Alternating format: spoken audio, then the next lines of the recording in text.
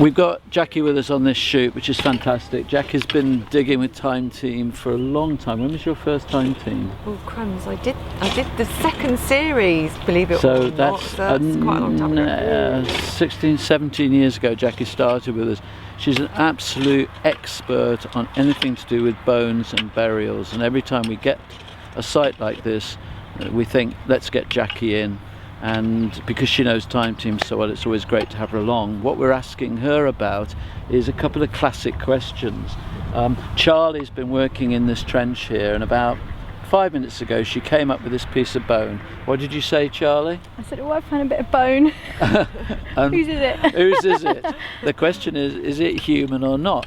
Very, that's a question people often answer, and I'm not sure I know the answer. So what we're going to give Jackie a chance to do is talk to Charlie about, is this human or is it animal, and how do you tell? So this is a really good lesson if you're interested in bones and archaeology in general. Okay, thank you very much indeed. Right, so your question is this human? Yes, how can you tell? Well, there are two things about this which is going to make it slightly more difficult to demonstrate. One is that it's obviously a young individual, right? And I know that because there should be an articular surface here, the articular end of the bone. Yep. And you can see from this rather funny surface here, that's not where the articulation would be. That's because this is a young individual, and you would have had a growing end to that bone, because the bone has to expand, obviously, from being a youngster. And what you find is that the either end is separated in the young individual. It's separated by a layer of cartilage, different kind of cartilage to what we wear on our bones as we get older, and that will allow the bone to grow until it gets to the point it fuses. So we have got a young individual there, but the short answer to your question is that is animal. But what it is the equivalent. I just happen to have a human bone of the same type. It's a piece of tibia. This is a piece of human tibia. Now the tibia is the bit from below your knee. It's the shin bone. That bit there is the bit where if you used to play hockey and you used to get whacked around the leg, as I used to do occasionally because I didn't get out of the way fast enough, that's why it hurts. And you can see how the bone actually looks very similar. You know, it's got a similar kind of shape to it. It's a lot smaller. Partly it's a lot smaller because of the type of animal you're looking at, but also because it's immature. Now obviously most animals have the same kind of bones as humans do. There are some which are slightly different, but most of them are the same. They've got tibia, they've got femurs the same as us, they've got fibulas in their legs, but the differences are obviously going to be in size, because a lot of animals are either a lot bigger than we are, like cattle and horses, or they're a lot smaller, like rabbits and things like that.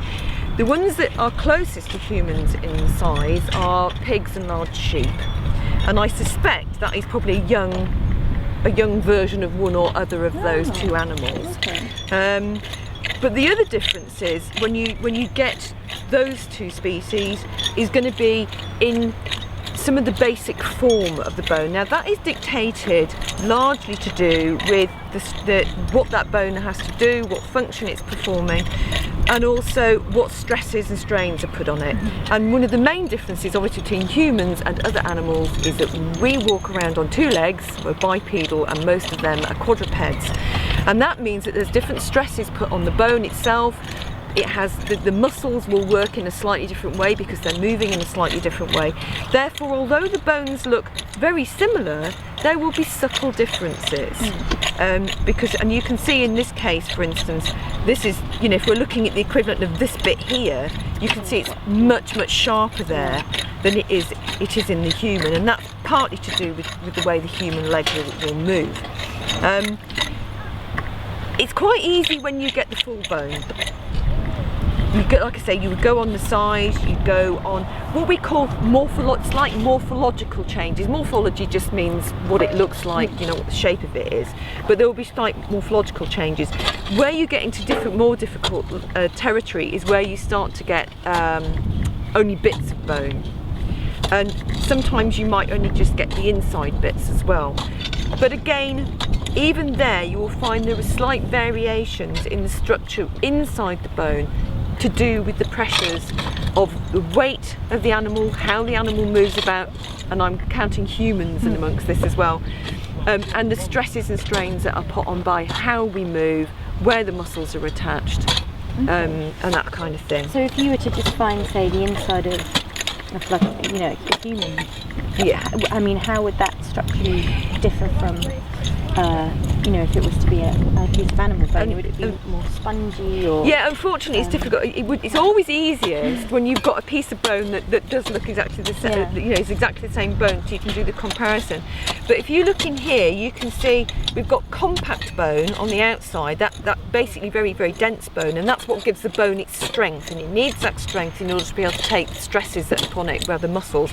And then inside, you can see there's like little channels in the bone. That's the medullary cavity, and that's where all the sort of various organic materials that we need to make the bone function quite often is all held in there. And what you find is that trabecular bone, it has a very slightly different appearance, and it's very difficult to explain without actually being able to physically demonstrate it, but they do look very slightly different. Again, that morphology is just very slightly different inside an animal bone to what it is inside a human bone. And that's what you would go on.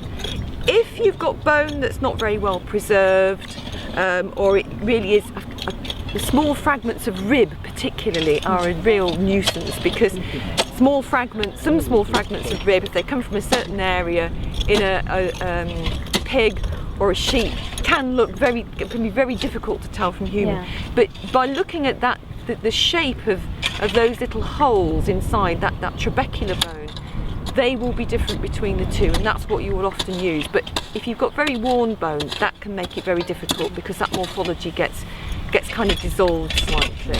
Okay, well that's really good to know. Thanks.